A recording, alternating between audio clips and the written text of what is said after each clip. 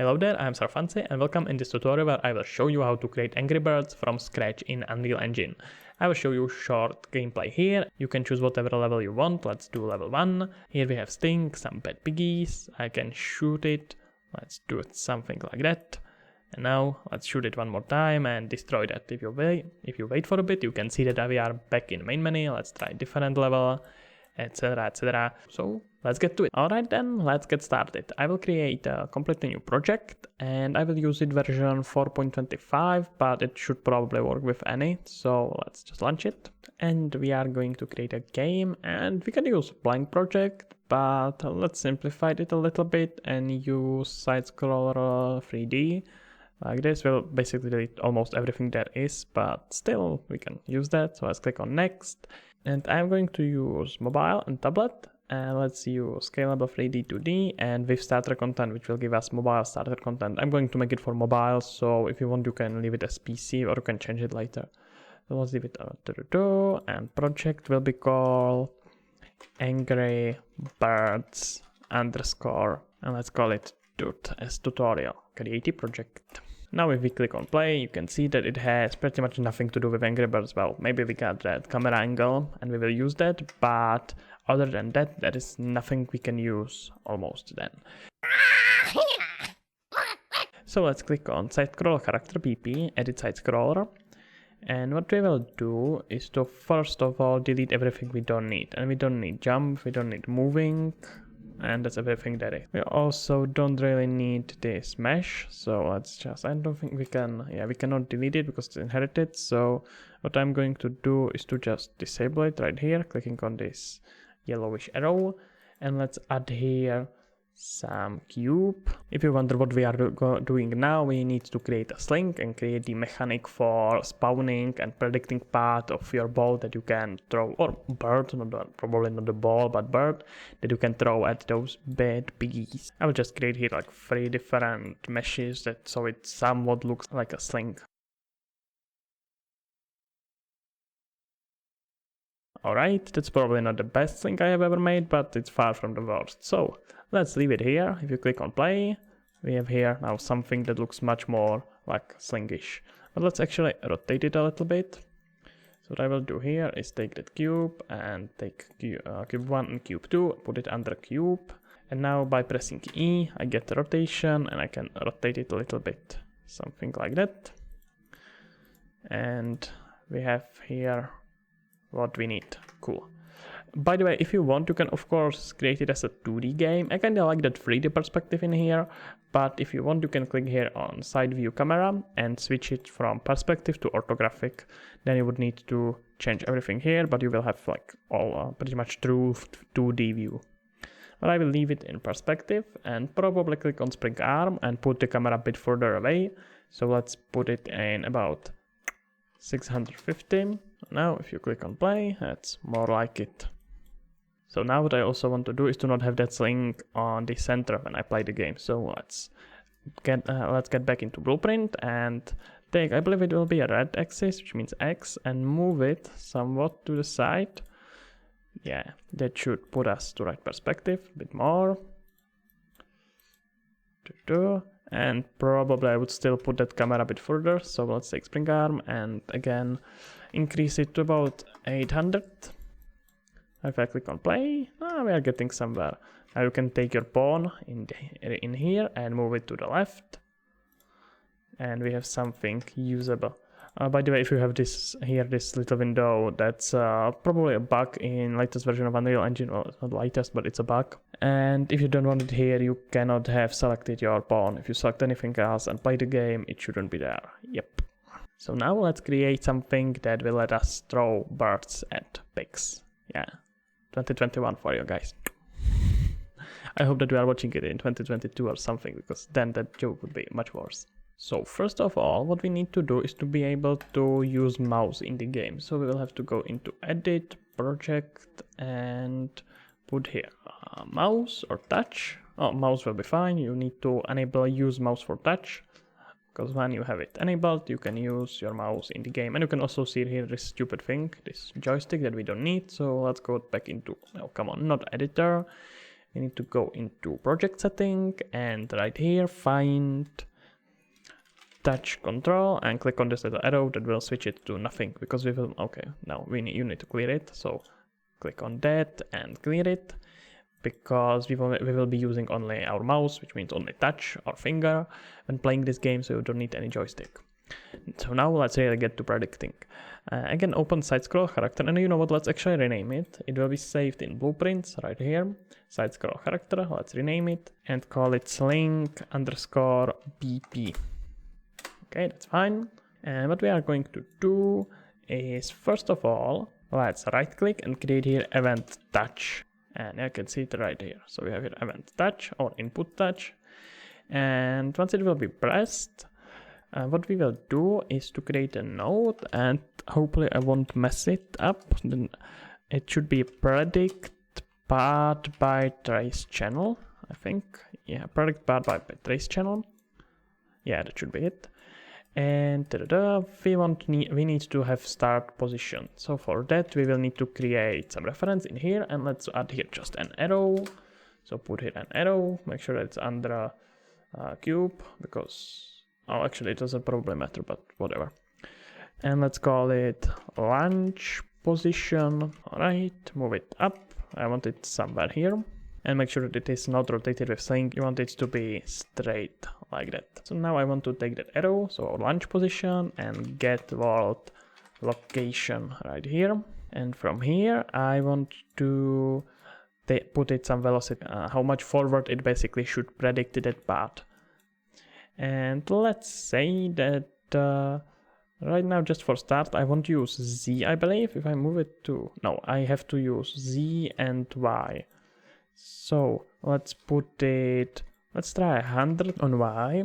And now I'm basically just testing stuff out and showing you what this part of the code does before actually putting it all together. And projectile radius, let's set to 1.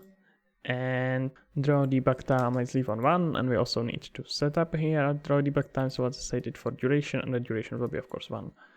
And let's see if it works. So if I click on play and press 1, it created some kind of prediction but in the wrong axis. So let's see if I put it on Z 100. Oh, it seems like just our velocity is too low, so let's put it to 1000 to 2. And it's going straight up because we are using Z, of course. So let's try X in the end, or 1000. And it went in which direction? Straight up towards the player. That's useless, so let's try Y again. Alright, Y on 1000, and you can see that it went pretty much in this direction, but to the left, so I will have to use -1000 if I want to do that. But don't worry about that, because we will actually, now you can see pretty much how it looks like. But don't worry about that, as I was saying, because we will use our finger to detect how much it should actually launch it. So let's create bigger projectile radius to 5 so it's easier to see it. Yep, that's better. And just to quickly explain, what this node basically does is to create some kind of line that will be traveling as long as it can, unless it interacts with something. Right here you could have seen that it interacted with this floor, so it turned red and told basically the computer, hey, something is here, you should probably do something about it. So now we need to rework it a little bit to use our mouse. So let's disable it here, click on Alt and left click right here to delete it. Move it up, and we will use event tick. Generally very expensive, but don't worry, we will use here branch, so it won't actually fire on every tick. So let's put here a branch, create condition, promote to variable. Variable should be called should predict or something like that, should predict.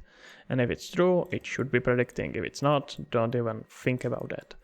And what we will simply do here is on our input touch, if you put your finger on the screen, it should enable it, so it will go on.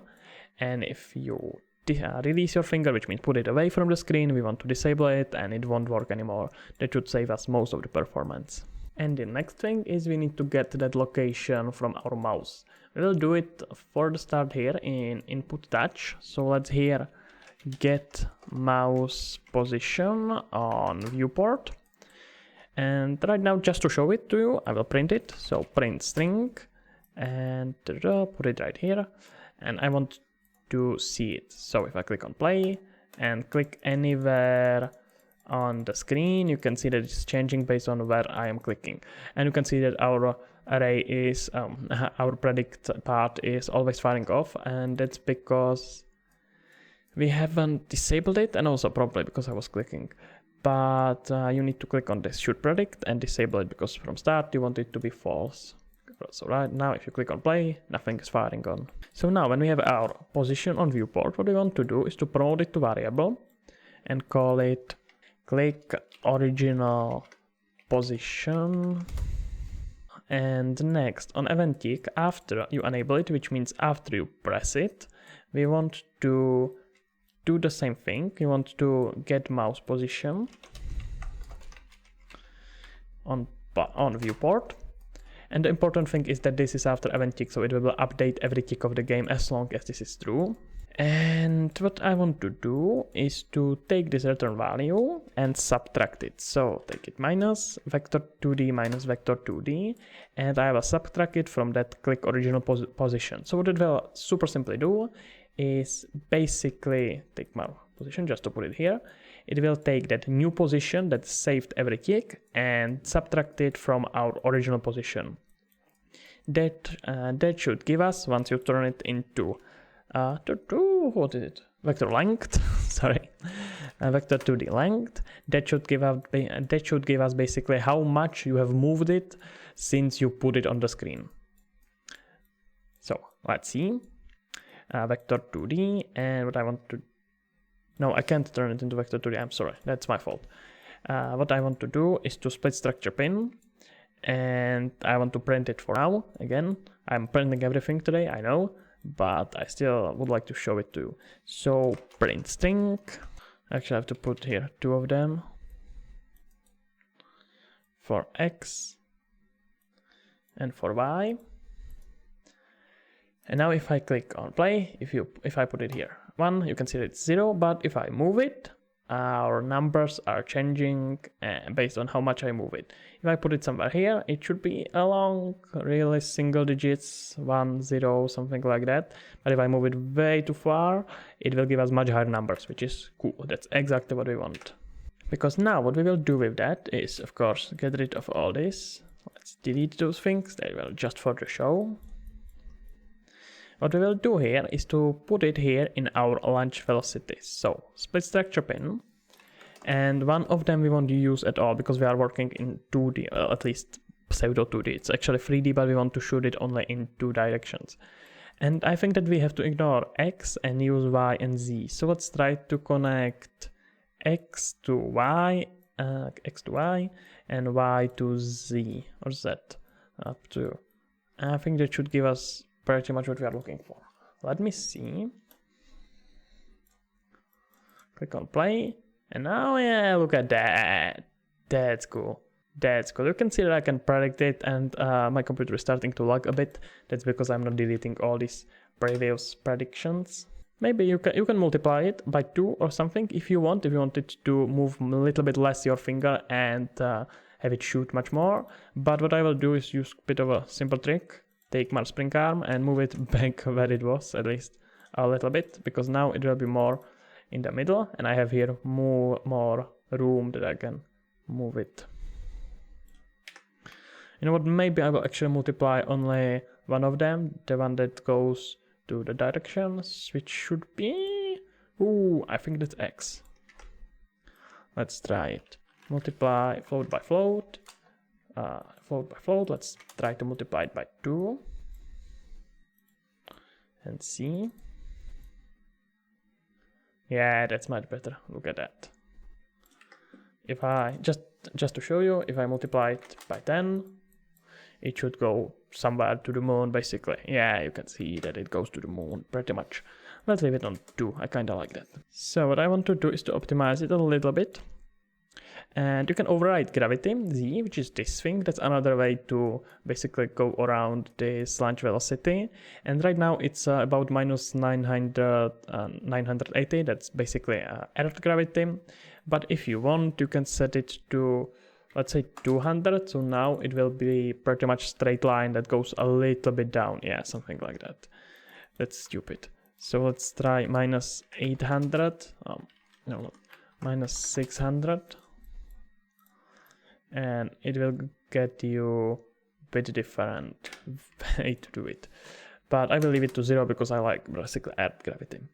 So max simulation time for virtual projectile, let's leave it to 1. We can decrease it. And let's also decrease simulation frequency to 10. That's basically how often it simulates. And because we have it on event key, we don't need it to have it too often. And you can make much smaller projectile radius, which also should decrease performance. So let's set it to 2. Because we don't need to have it too big. Yeah, that's cool. All right, well, maybe let's do like 4.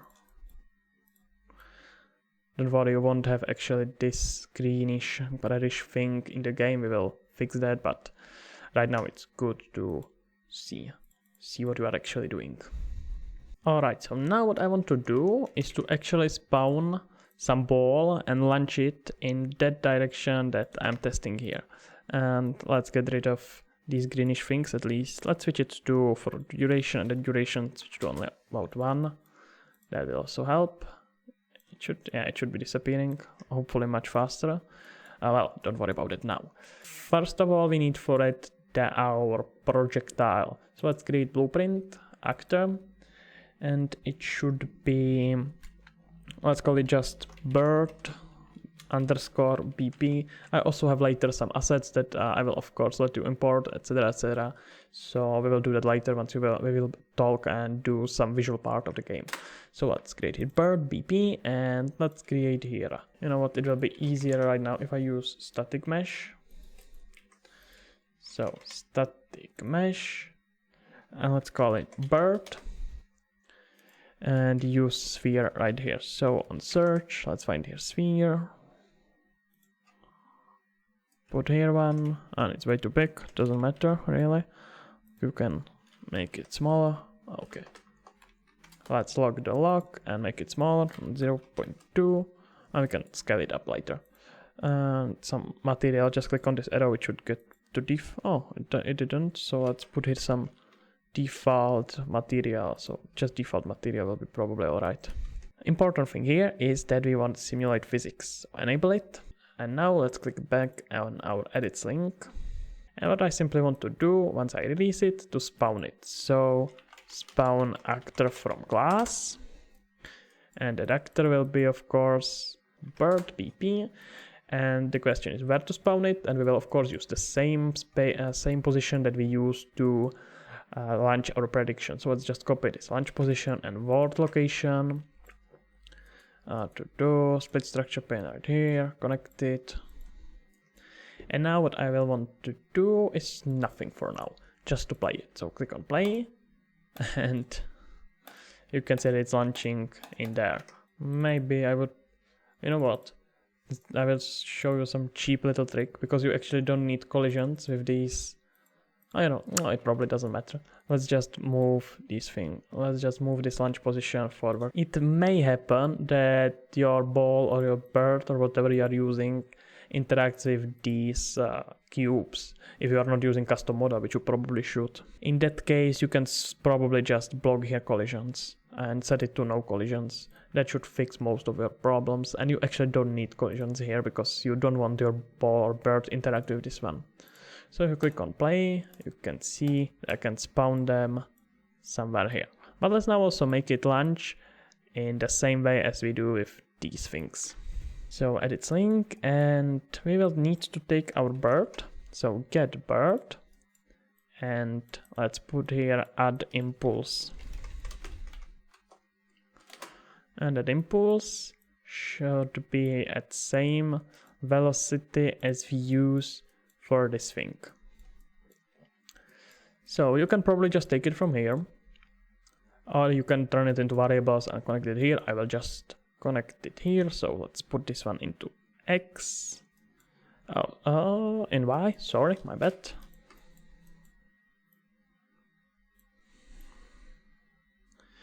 And Y to Z. You can double click on it and put here these nice points.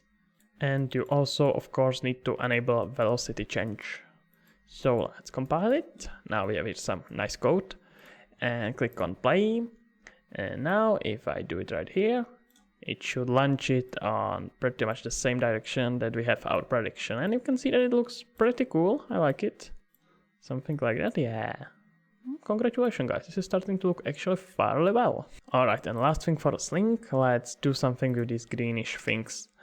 And before that we will need to create another blueprint, and that's, I'm not sure how to call that, let's call it prediction objects underscore BP. And the only thing you want to do here is to create here sphere, probably much smaller. Let's do 0.2 again. And we need to create special material for it. So let's go into content, right click, let's create here material.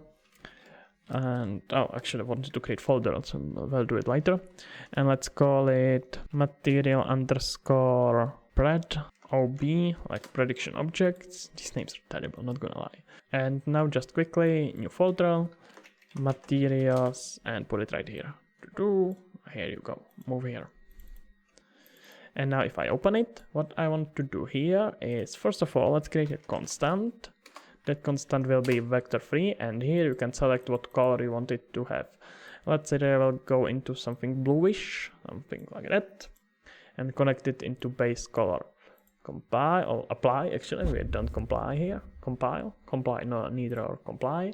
Click on Matte Prediction OB, and our blend mode you need to switch to translucent, I think, yeah. It may be a bit expensive, so don't use it too much. And I will put here another constant, this time only constant 1, because we need only simple number. And we will set opacity to 0.4, so you will be able to see through that. And now you can see that you have a nicely see-through material. Cool, save it.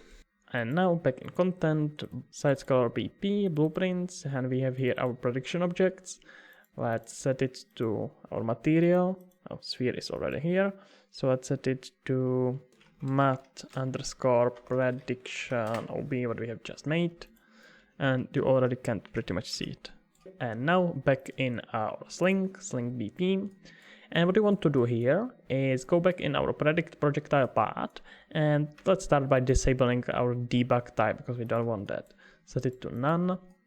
And what I will do here is put here actually for loop, for each loop.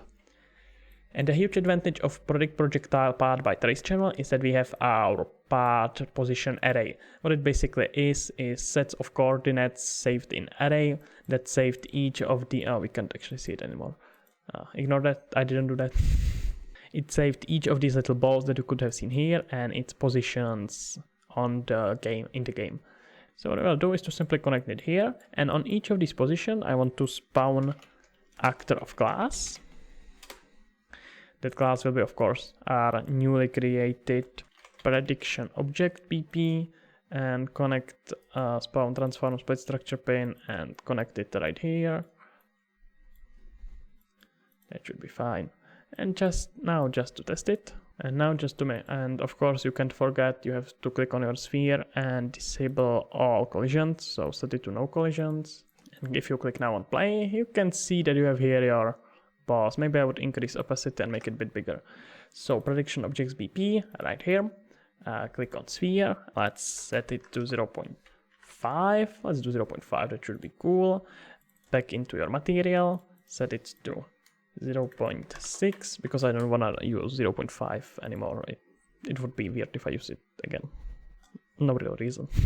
Alright, and now if I click on play, it's compiling, of course, but you can see what it basically does. The problem is that we have a whole lot of them. So what I will simply do here in prediction objects BP on event begin play, I want it to destroy itself a short time after it will be spawned. So event begin play, put here a delay, and 0.2 will be probably way too long, but you need to test this one.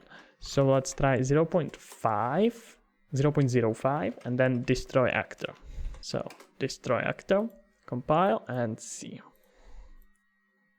Actually it looks fine. I don't see any flickering, anything like that, and you can spawn them as you need. Holy crap, that looks actually much better than I thought. You can probably put here even shorter time. Let's try 0.02. Basically the shorter the time will be, technically the easier for computing it should be, but I don't think it actually matters that much. And if you overdo it, it can cause flickering, etc, etc. So do what you test actually works best for you. Always test. That's the way of game development, I'm afraid. But we have our SLING pretty much done. Look at that. That's cool. Congratulations, guys. First part done. Alright, so now it's time to build here some environment and things you can destroy with your bird. But before that I will actually do something about the visuals and import some models because it will be easier to work with that later. So let's create here a new folder, call it assets. I have downloaded some free models and I will of course leave you a link in the description, but in each folder you have of course attribution to know who actually created it, etc, etc. I didn't make them, just making you know. And we will also need to create some materials for the environment and I will show you how to do that for free and with free tools, etc, etc. So let's start by importing our bird. Just put it here and make sure that you don't import it as skeletal mesh, even though if it tells you that you should. And you want to combine meshes. I have to do it file by file because each of them is set a bit differently. So back in assets and let's put here pick. Again, you don't want skeletal mesh, but right here it's also set up already and you want to combine meshes. Let's start with a bird. First of all, let's rename that material. So rename bird underscore mat as material, open that and just quickly delete this parameter, it's useless. And right, put it on the side, and what we want to do is to put here this thing as diffuse map. This one has only a base color, nothing else. Apply. By the way, if you want to really save performance, it's not a bad idea to do it like this. You can basically bake metallic, roughness and everything just into base color and have everything only as base color. Base color is fairly simple to render. Struggles is actually once you use all the other stuff, especially opacity, which we are already doing, so don't think about that too much. Apply it, and for some reason, so apply it and close it. Let's do the same thing for pick. Again, rename pick underscore material. Alright, now we have our basic models and I will apply it later. Don't really need to worry about it because now we need to create textures for our environment. And for that we will use our dear Megascan that was acquired by Epic Games not so long ago, which means that you have thousands and hundreds of thousands probably materials that you can use for free for your games. And the tool I'm talking about is of course Quixel Mixer, which you can use to paint your own textures, etc, etc. I have it already downloaded and we will also use it together with our Bridge, which is another app for our Epic. You can see its icon here and it will let you pretty much import it straight from the Mixer to Epic project without using any files. You have all the links in the description. It's for free. You just sign in with your Epic account and you have access to it. Alright, so now I'm in Quixel Mixer. It's actually only beta, but it works very well. I personally prefer Substance Painter for now, but maybe it will change. I hope so, because Substance Painter is much more expensive, because this one is free. Alright, let's create here. You can create new projects, but I will just create new mix. Let's call it wall wood, because that's what I will be creating. And we have here this simple viewport. I won't actually explain too much things. You can just follow what I do or just use different materials. That's up to you. Of course, you can skip this part if you don't want to use this material. Right here in setup, you can switch model setting. Right now it's on plane. I want to use, you can use 3D assets and import your own, but I won't do that. I will use plane and hey, dude, viewport, layers. And right here, you should be able, right here. This little icon, select preview mesh, you can switch it to cube because cube is what we will be testing it on. And now a huge advantage of Mixer is of course access to the whole library of Megascans, more than 11,000 different objects. But we won't actually probably use that. You could, of course, put here wood, find here whatever you want, switch it only to surfaces. come on mate, and use some of these, or you can just go into your local library, which is actually pretty huge. I don't have downloaded everything, but you can use any of these. I want to use something light, so plywood looks pretty well, and you can just click on it and it will automatically import it into your project. Yeah, that doesn't look that well, but that's because we have here still base layer, so let's delete that one. Come on mate. No, just disable it. Why can't I delete it? Well, I can just disable it. For some reason I can delete the base material. And what I will do here is of course change it a little bit, so click on albedo, and I want it to be a bit lighter, but on this side, so let's move it. By the way, let me know in comments if you would be interested in more tutorials about Quixel Megascans or Mixer. I'm not that proficient with it, to be honest, but I probably know a few tricks and I would like to learn about it more too. I usually do just programming tutorials in Unreal, etc. And that's basically it for my basic material, but now what I will do is to find here another surface, and I want to create cracks into it, because I will switch this material with cracks, so it will look like it actually created those cracks. So let's find here if we can just have cracks. Oh, you don't need to use surface anymore. Imperfections will probably find it for you. Yeah, that should be fine. You don't even need to use any keywords right now.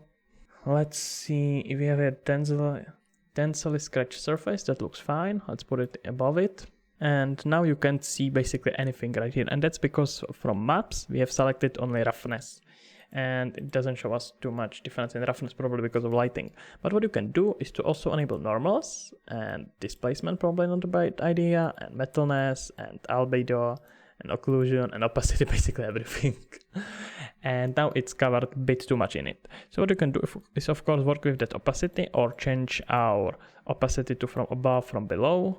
Probably from above would be better variation, but that's not what I'm going to do. I'm going to switch it back to opacity masked. Set this one to 0, don't wanna mess with that. And what I will do is to right click and create here mask stack, or if you want you can create a paint mask and paint your own, but that's probably not the best idea if you are working in several different assets where I want to use this. So click on this newly created mask and on this add mask component, and what I want to do here is to add here noise, and let's try Parlin, and you can see it's starting to differentiate itself. Let's use different amplitude and play with that. Just find something that works well with your liking. Pretty important thing is to make it as much different from the original material as possible. So let's see if we can do here something else.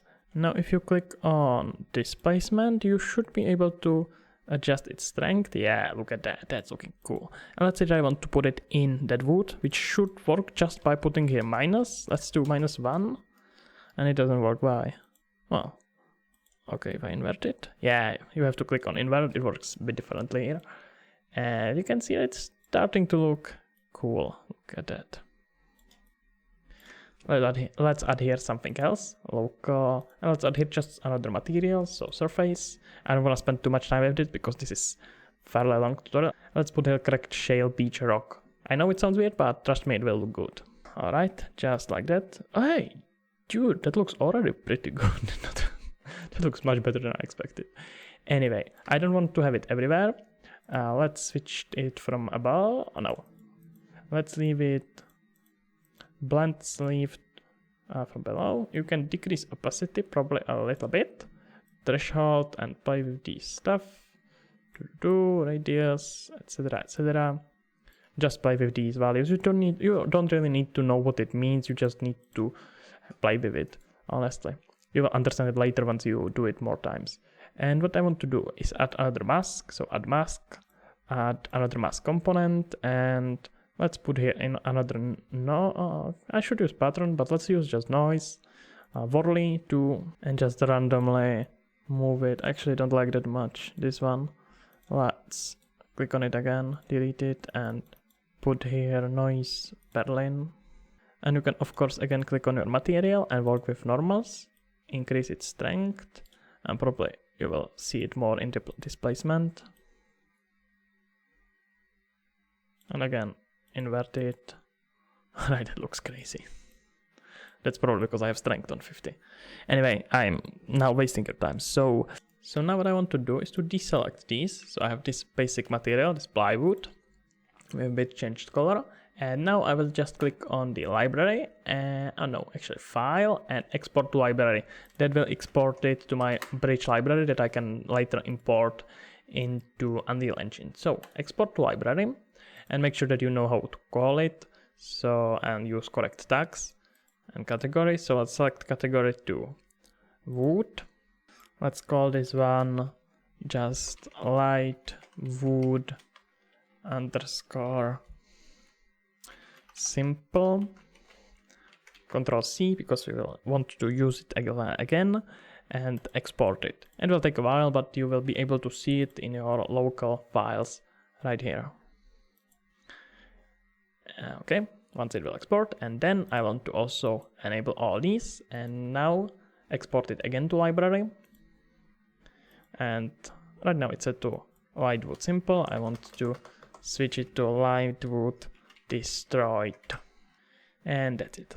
Let's export it, and it will export all the maps. Takes a while, and for some reason it takes few minutes before it appears here, probably synchronized with server or anything.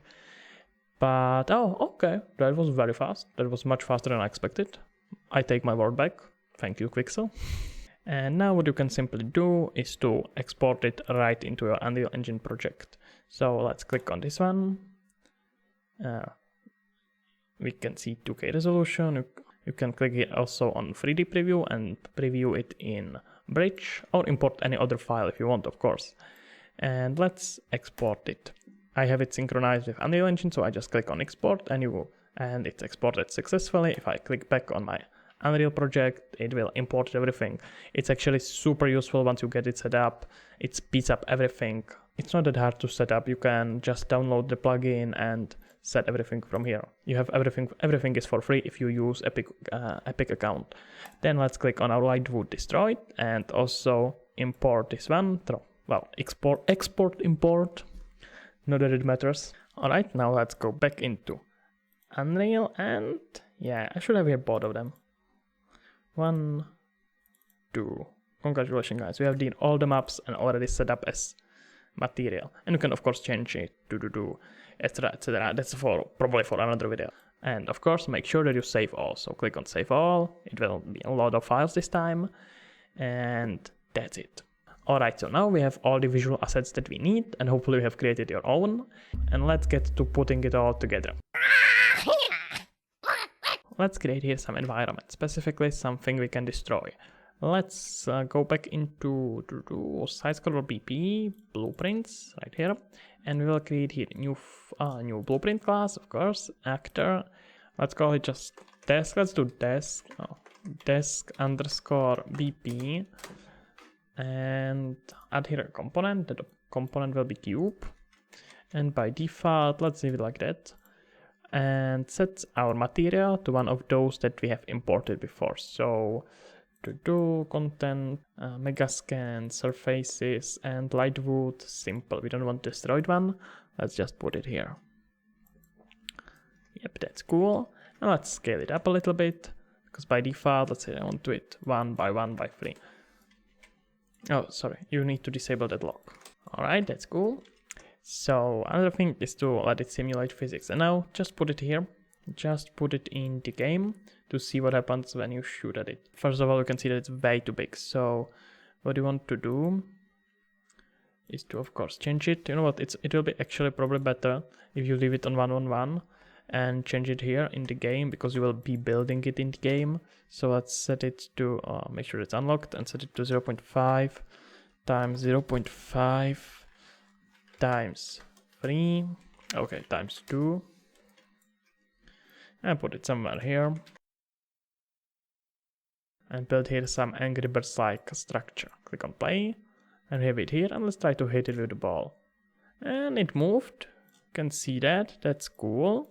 And by the way, if you don't want your balls to go somewhere there, once you shoot it, you can of course lock it. Blueprints, blueprint BP, bird BP, and right here you have simulate physics in constraints. You can lock Z position. If you lock this one, everything else will work, but it will never... Oh no, sorry. It's not Z. It should be X, I think. X. So now it should simulate normally, but it will never go to right or left. But I kinda like it, so I won't use it. Anyway, let's get back to our wood. You can see that you have to hit it pretty hard to do something to it. So what we will do here is click back on our bird BP and set it. First of all, let's change actually that model. We have here in content, assets, bird right here to know what we are dealing with. And it's way too small, look at that. Come on, mate. Click on this yellowish arrow and switch it back to 1 by 1. Try to launch. Oh, come on. Try to launch it. Still a bit too small for my taste. Let's make it bigger. So bird BP.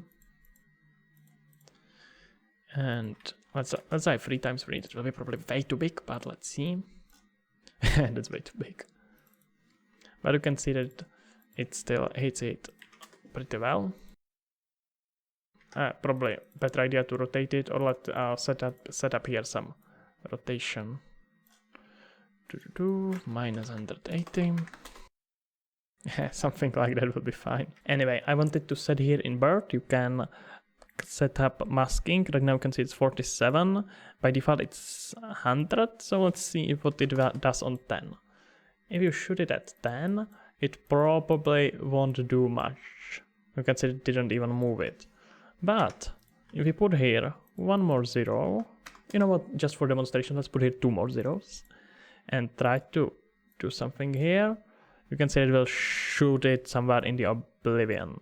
If you are not happy with how much you are destroying it, you can basically set it here. I will set it somewhere about 120, will be probably cool, but you can find what suits you. Yeah, that's fine. And it's also not a bad idea to let that bird disappear after a while, so after event begin play, let's put here a delay for about 8 seconds and then destroy the actor, because we don't want to have plenty of them somewhere on the map that you can see. That's cool, but now we also said that we wanted to simulate something, so let's go back into edit desk BP and we will need to create some collision around that. So add here box collision, make it a bit bigger. So it's bigger than this cube, and make sure that it's under a cube, because you want to scale it together with that. Now scroll down and on event begin play, you want to cast to bird BP, connect it as other object, or other actor, sorry. And now just make sure that it happens, print string, say hello if that happens. So let's try to shoot it. Hello, hello, everything works fine, look at that. Now we will create a universal function that will be used for dealing damage. If you are interested in functions and macro, I've made separate video for that. You have links somewhere here or here, so you can watch that. I'm going to just do it right here. So let's create function, call it deal damage. And what I want to do is first of all check if the object that is flying at me is fast enough, because you don't want it to deal damage just when it's slowly moving on the ground a long time after you shoot it. So let's put here branch and float. I want to have that float bigger than something or smaller than something. That doesn't really matter, honestly, just switch the values. And let's say that you want to have that velocity to be, you want to have this velocity to be bigger than 800. We will test it later, but right now let's just set it to 800. And the first float, the float of arriving object, will be connected to our function. Click on that and just rename it to velocity. Alright, and if that will be true, you want to do switch. Okay, switch on int, because you have several variants what you want to do once that actually happens. Let's add here pin on 0. You don't want to do anything, let's because I don't think you will actually register that first one. But let's put here 0, add here another pin, put here 1 for 1, and you will of course need to delete these strings later. Right now I just want to know what's actually happening. And we of course need to select our selection, select selections, so promote this one to variable. You can actually do just local variable, I think that should work fine. And let's rename it to int switch that's stupid name, but I will not use it anywhere else, so it doesn't really matter. Default value will be 0, and what you want to simply do is once it will be actually true, that means the object we are talking about will have velocity higher than 800, you want to add 1 to it. So let's get it, set it to ++, increment, int, and connect it right here. So every time this will happen, it will switch to one of these. First time it will be 1, then it will be 2, and then it will be 3. And now of course we want to take that back in event graph after and I'm an idiot. I have created it in bird pp. Sorry, I'm so sorry. And we have to create it in desk, but I think that we should be able to just copy that. So let's go here, Control C, delete it, and right here create new function. Deal damage. That just happens sometimes. You know how it goes. Control V, and yeah, we have here all of them. That's fine. Let's just connect it and pretend and just promote it to local variable right here. So a local variable by the way means that it works only in deal damage function. That variable is not accessible anywhere else. So now when you can delete that function from bird bp. In desk bp right here, what you want to do is to not use hello, but to take out deal damage. And you of course also need to in deal damage rename it to incoming velocity.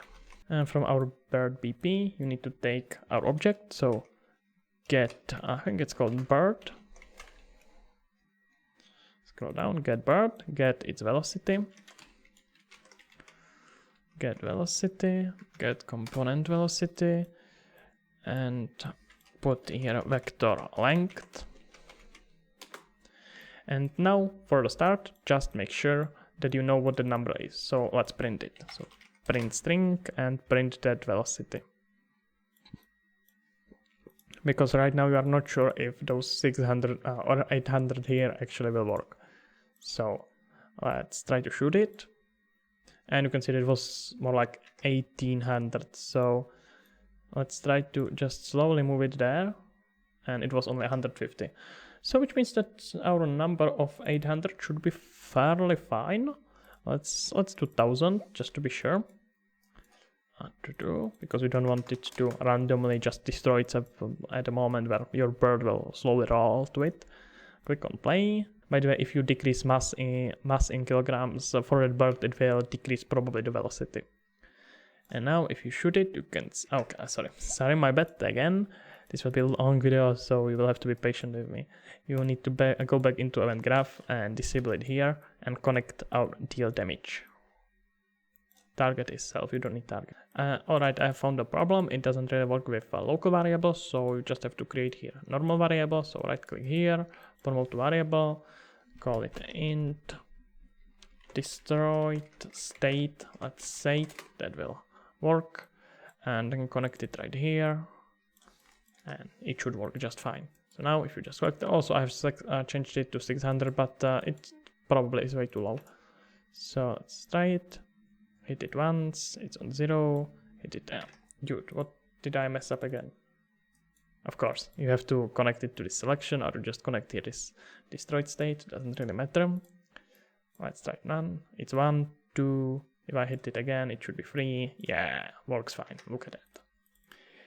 And you can see that it's going maybe a bit too much from our game screen. So let's try to lock x-axis for this one, if it will work. And now it seems to work much better. Yeah, it won't continue because that variable is higher than 3. But that's fine, because we of course want to have here just print files. I have here too many states, sorry. Let's delete the third one. For some reason I thought that I will need it, I don't. Let's put here, let's change that material. So click on your cube and set here material. So set material. Element index is 0, because if you click on it, you can see it here.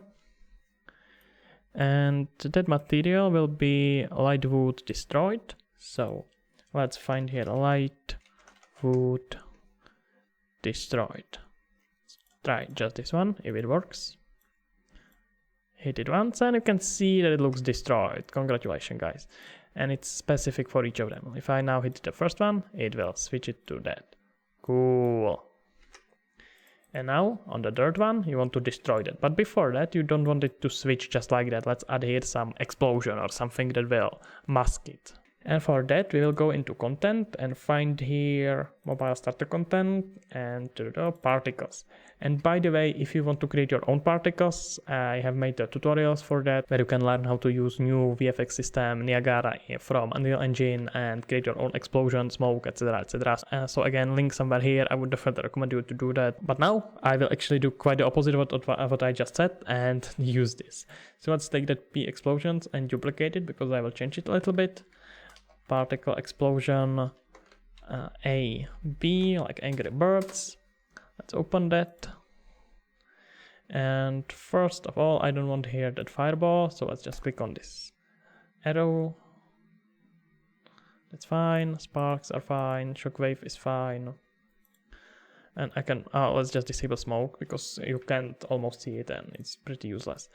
So what I will do here is to now go back in here. Move it all, and let's just delete this print string. I want to spawn particle at that location, connect it right here, and it of course will be our P underscore explosion AB. And let's make it a bit bigger. Let's set it to 2, and our location will be of course location of our cube. So get world, come on, get world location, and connect it right here. And you of course can use the same file here. You don't need to do it again.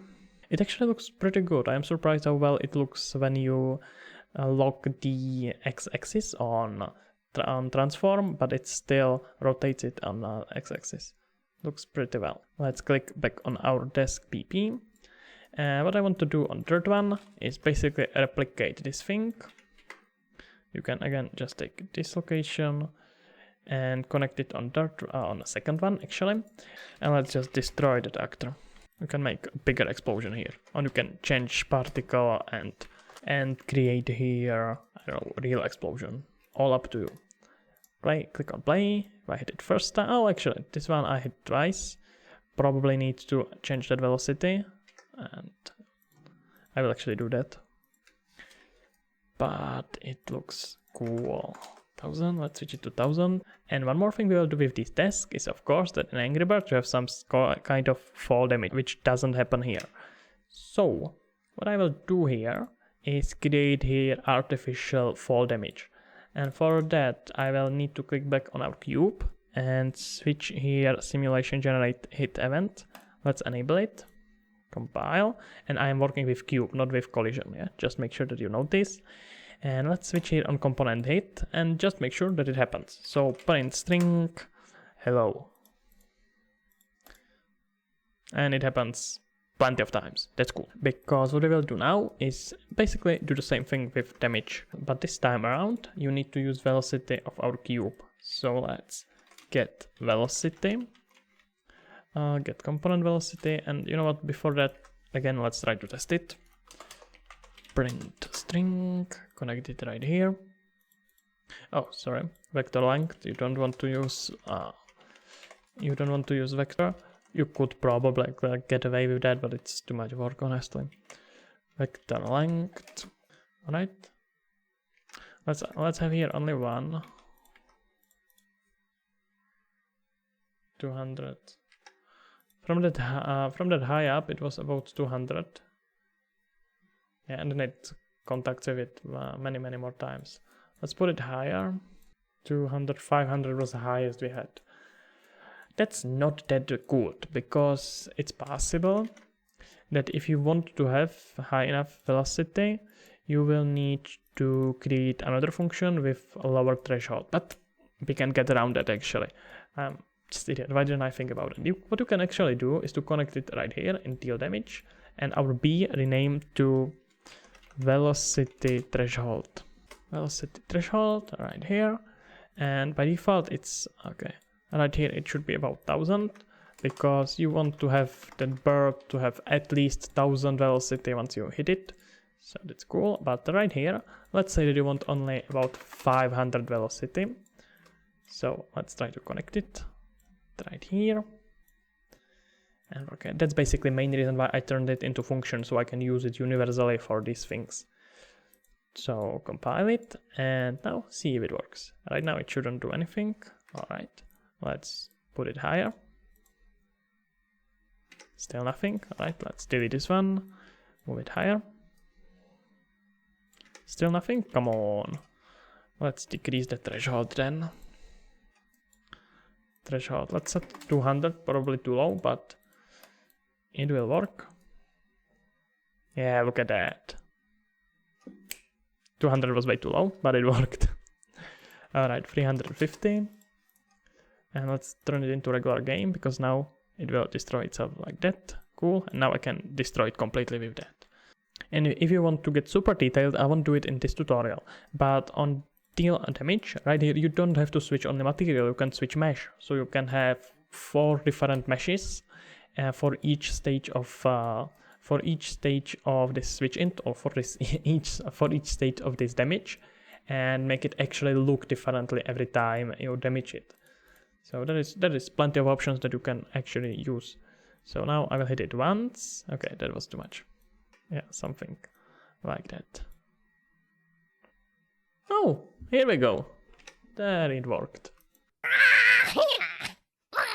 Alright, and now let's actually add here these bad piggies, which are actually just simpler versions of this desk. So if you did create it actually that desk, you should be able to create bad piggies without a problem.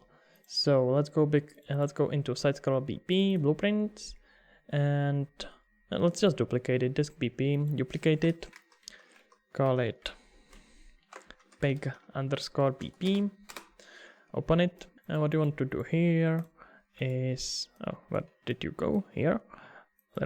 Change that cube into our pig, and I'm not sure if it's actually called pig. Yeah, it is. Click on this thing, and where is it? Is it that small? Damn. Scale it up, then, oh, I see. The problem is with the box, it's locked onto our cube, so let's delock it by selecting it to default scene root and switch it back. Now you have to put it in the game to see how we like. Okay, now you can see how big it actually is. Let's rotate it so it's facing the player. And I don't really like that they have center of mass right here. It's possible that it will have some physics glitches. Okay, let's actually make it face the player.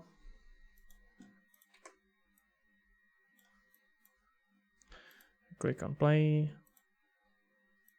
Can you like do something, mate? Yeah. It's way too big still.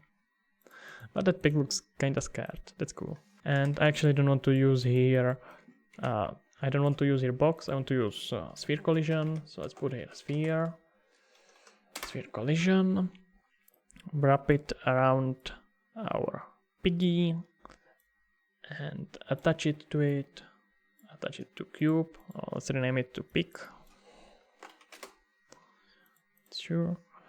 And you just need to rework event begin play right here, begin play pig, and on component hit will be used for on component hit will be used for pig, and on component begin overlap will be for our sphere. So you can connect it and delete box, you don't need it anymore. It should work fine.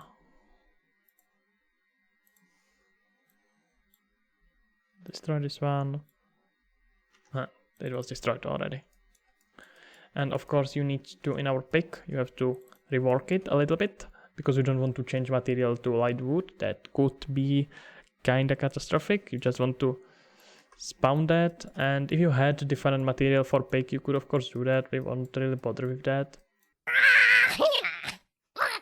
Alright, so first of all, let's add here some assets. So I will probably speed up most of these because you probably don't need to see me create levels.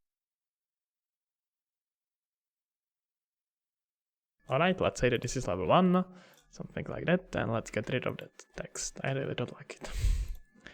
Alright, save it all. And now what I will do is simply go to side scroller BP, maps, and right click on this one and rename it. Let's call it level underscore 01, and let's just duplicate it a few times.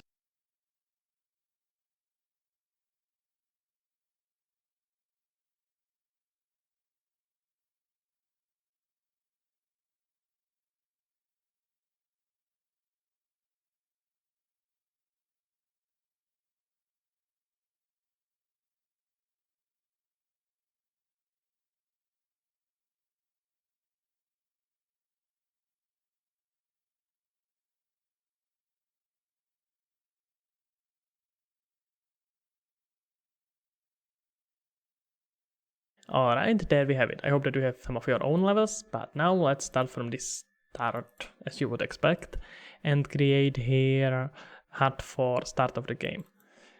I have actually created for it new map, just some empty one. So to do back into levels, I should have closed it. Side scroll pp, and let's create here, let's just copy the first one and call it level 00. Open it. Alright, then you can probably delete here most of the things. Yeah, won't really need that. Let's actually create it all here in HUD. It will be easier, so let's right click and start with user interface. So let's call it widget blueprint and call it main underscore HUD. Alright, let's open it. And first of all, let's put here some text. Let's do it just welcome to game, and don't forget to press the like button. So something like that. Let's make it bigger because like button is never blue enough. Alright, that's way too much. Alright, the like button can be sometimes big enough. Let's switch it to anchor, upper anchor. And let's do just a simple thing. We will create here a button for level 1. Call it level underscore 1. And put it inside it puts text. Again, level. Oh, okay. You need to actually put it in that text block, not here in the name. Hopefully you have your own graphic that will look much better than this one. But right now let's ignore that. We can just change its color a little bit. Something. Okay, I'm changing color of the text. And change here background color to something pinkish because I like pink. Alright, and what I want to do here is simply find here on event click, right here on clicked, and only thing I want to do is to open level, and name of that level will be level 01. So level underscore 01. Make sure that you don't do any typo or anything like that. And now let's just replicate it. Let's just click on it, duplicate it, put it here, call it level 2. And again, make sure that you bind on clicked to basically same thing, but you want to open level 02 and the same with all the others. Alright, that should be fine. So now what I will do, right here in level 01, okay, save selected, that's cool. I want to find here a level blueprint, so open level blueprint, and on event begin play, let's create widget. That widget will be, of course, main HUD and add to viewport. Click on play if it works. And now if you click on any of those, it will load your level. Alright, that's cool. That's very cool. Very, very cool. You can put something on the background or just put here some simple condition to disable this thing. Or if you want, if you are super lazy and just want to hide that, you can simply put here some image and just hide everything. If no one actually knows about that, it's not a problem. That's one of the rules of game development. Right, anchor point center, something like that. We can make it bigger just to be sure. And if you, of course, don't want it to overwrite everything, you can set the order to -1. And you, of course, need to change color of your text to something apparent. Let's do something bluish or whatever you want, pinkish. That's not that much of a pink, but let's ignore that. Play, look at that. Level 4, here we go. Play, level 3, here we go. Level 2, looks cool.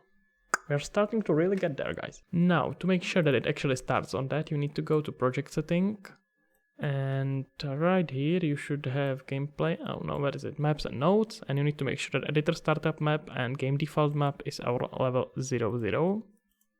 So it always starts on that one. And the other thing is that we will need to somehow, of course, once it starts, level 3, you want to somehow limit how many birds you have, and you also need to somehow check if all the pigs has been killed. So, to do that, we'll go into edit SLING, right here, and first of all, create here variable. And let's call it remaining birds. Switch it to integer. And by default, let's set it to 5. And we will do here after event touch, let's put here branch, and we want to make sure that remaining birds is bigger, integer bigger than integer, oh, the other way around. Let's make sure that this thing is bigger than 0. And what you also want to do once you shoot it right here, you want to take that, get remaining pass, and set it to minus minus. Does integer works here as well. And to make sure that you can see it somehow, let's add here just number, or text actually, text render. Put it somewhat in front of it. Make sure you can see it, okay. You can of course create it in HUD and do some funny stuff like that. But if we are making it 3D, we can also make it completely 3D, right? Let's level 1. And now on 10, and after you do that, you of course want to set the text. So take that, set text to our new remaining birds value. And you of course need to do it under start. So let's also copy this thing. And let's create here event begin play. And just do it here. Text connected right here.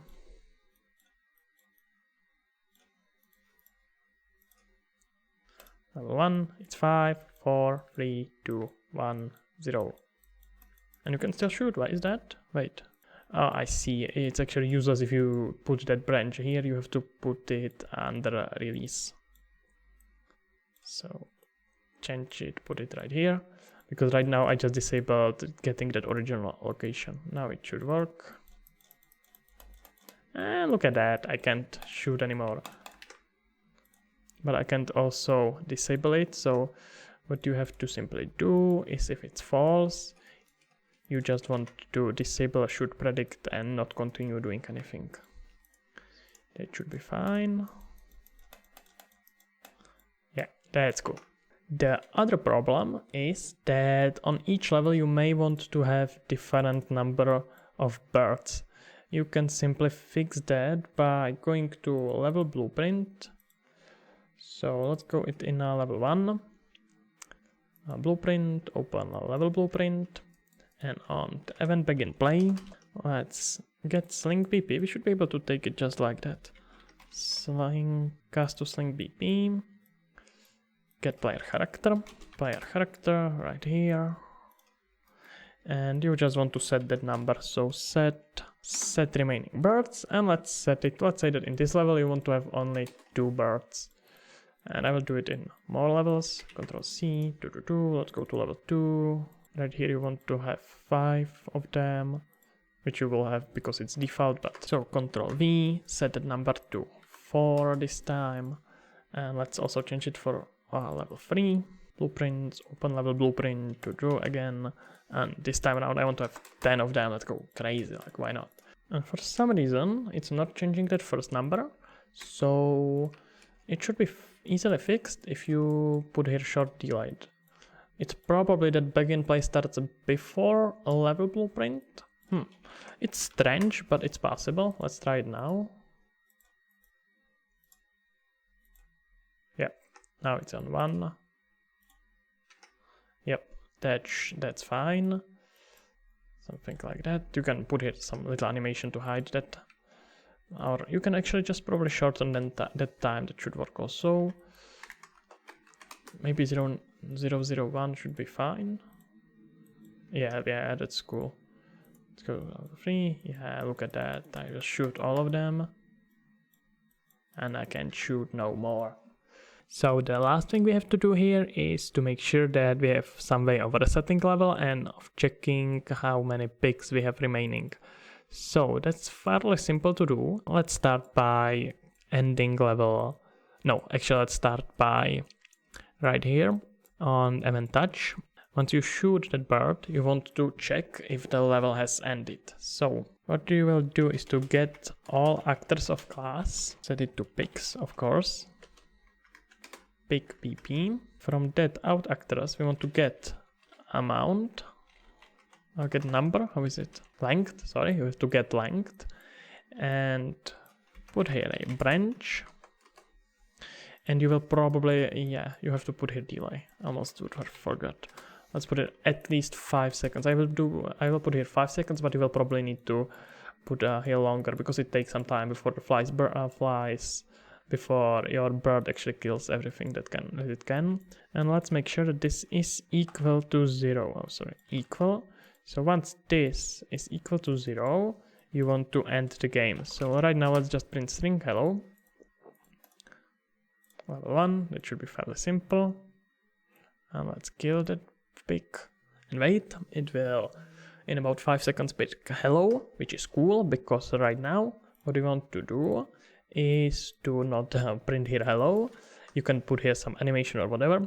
We want to load original level. So open level, and we want to open level underscore 00. So basically once you finish it will load the first level. Let's click on play, level 1. Let's kill him. And wait, it should load us level 1. No, level 0. Yeah, here we go. One more thing we have to do, we need to find a solution for what happens when you are out of birds. And we can basically just copy this thing. So you can put here a message, you win, you lost, up to you. I will just put here the logic and I'm getting kind of tired. So you will have to put here some visually pleasing things. So now we can just basically copy that. So let's take all that, Control C, Control V, and let's put it right here. We already have here logic for when a remaining pair birds is lower than 0, which means you don't have anything to shoot with.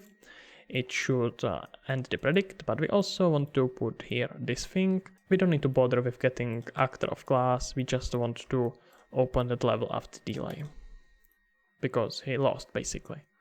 We just don't have any text to say that. Let's put it on like 2 seconds. We have no mercy, we don't need more seconds. Right, now let's wait a bit. And here we go. Yeah, you got pretty much the whole game done. You're welcome. And that's about it. I hope that you enjoyed the tutorial, that you learned something, and hey, that's testing. Hello there, I'm Sir Fancy, and welcome in this tutorial where I will show you how to create screen. Hello there, I'm angry. Hello, I'm angry. Player character right here. And you just want to set that number, so set, and I forgot how we called it variable.